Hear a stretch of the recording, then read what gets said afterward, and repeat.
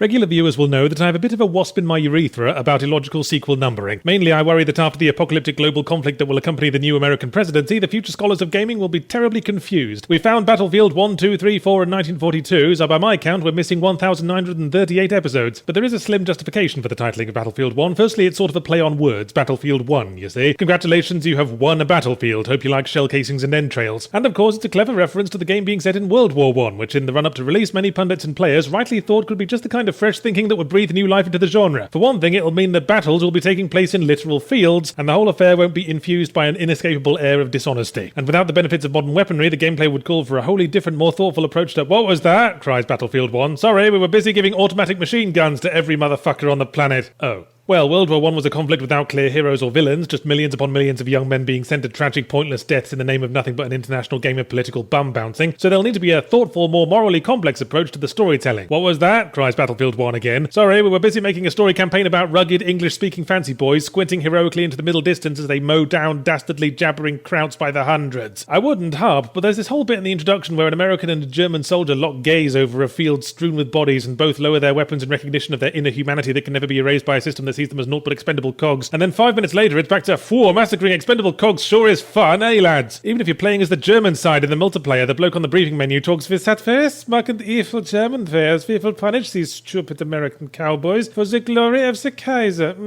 Battlefield 1, what on earth was the bloody point in the setting change if you're just going to treat World War 1 like it's World War 2 but with slightly sillier hats? Anyway, the campaign is split into a number of short war stories, some very short indeed, so while we can enjoy a variety of highlights from multiple theatres of conflict, we've also got about 11 seconds to get attached enough to our temporary protagonists to give a shit. The first one is about a British tank crew consisting of the traditional joke scenario of an Englishman, an Irishman and a Scotsman, and begins a running theme in the war stories in that all of them could have been renamed "What the fuck happened to the backup?" We start off joining a big push against German forces alongside a load of other tanks and infantry, and then one seamless transition later, our tank's trundling through a haunted forest by itself. Sarge, we did tell someone we were going this way, didn't we? And we didn't get the directions wrong, and the rest of the British Army aren't having a picnic in the 100-acre wood next door. While I appreciate the overall intention to focus on the personal struggles of the people caught up in the war, the arcs here are even more predictable than they are in the Champs-Élysées. The rookie protagonist has to take charge, the commander gets wounded and sacrifices himself to destroy Germans who have taken to crawling over the tank like Geiger's aliens. The asshole guy deserts but comes back to save the day and get redeemed conveniently right after I finish doing all the important murdering, so that episode defies expectations like a bowl of porridge. Next, we play a cocky American pilot and aching Great Ponce who steals a plane but redeems himself the usual way, i.e. murders a whole bunch of Prussians. And this is the chapter where the dime store novel heroics are at their most at odds with the overall tone of the Enterprise, but it's alright because at the end the protagonist goes, "Psych, unreliable narrator, bitch," which is one step up from "It was all a dream" for creating a sense of, "Hey viewer, we just wasted your fucking time." Not that there aren't good unreliable narrator stories, but Battlefield 1 is no One Flew Over the Cuckoo's Nest, and I suspect he used the device less out of high literary ambitions and more out of really liking consequence-free violence. The third story is about Italian war heroes, and as one might reasonably expect is the shortest of the campaigns, Then there's one about Gallipoli, where an Australian war hero goes from treating his green young sidekick with naked hostility to surrogate father figure over the course of a sparrow fart. And finally, the action moves to the Middle East, where Lawrence of Arabia and the Bedouin nomads are recast as Robin Hood and his merry men, complete with cartoonishly villainous Sheriff of Nottingham. So overall, the whole campaign has a tone wavering madly between World at War documentary and Christmas panto. Look, I'm not expecting a war game to have me sit in a wet hole getting trench foot for 8 hours while composing sad poetry about man's inhumanity to man. Emphasis is on game after all, but don't pretend like you're giving us a serious history lesson in between the cathartic video game fun. It's like you threw a gin-soaked, raunchy Christmas party in the Playboy Mansion and then sat in the middle of it getting chin-strokey maudlin about the true message of Jesus Christ. But the campaign intends to serve a purpose besides engaging storytelling, which is probably for the best. It is, of course, preparation for the multiplayer. We've done the standard shooter bit, some guerrilla warfare and some tank and plane piloting, and we've had to deal with blimps and an armoured train, all of which come up again in multiplayer, although sadly there's no rideable Lawrence of Arabia. Now, I really am a lot less down on multiplayer than I used to be. I know it serves a purpose. It's important we know who's the best at this sort of thing in case the army invents an assault rifle shaped like an Xbox controller. But I still just can't fathom the appeal of Battlefield multiplayer, because I don't want to spend 1/3 of my time getting shot at by people I can't see, and the other 2/3 with my face in the dirt, hoping to be noticed by the medic standing 2 feet away, working his underpants out of his bum crack. And then after a while my team either wins or loses, which was nothing to do with my or any individual soldier's efforts, and therefore as significant as the football results from the International Space Station. And then everyone goes, "Ooh, GG, look at how close the scores were." The scores were close because we've been smashing random particles together for 40 fucking minutes. Of course they're going to average out with a sample that size. Still, the multiplayer is where Battlefield 1 finally captures the true spirit of the First World War. Just imagine that every soldier whose life you briefly control and just as quickly squander had 6 months of training, a home to which they will never return, grieving parents, and perhaps a puppy sitting pining on the doormat making noises like this.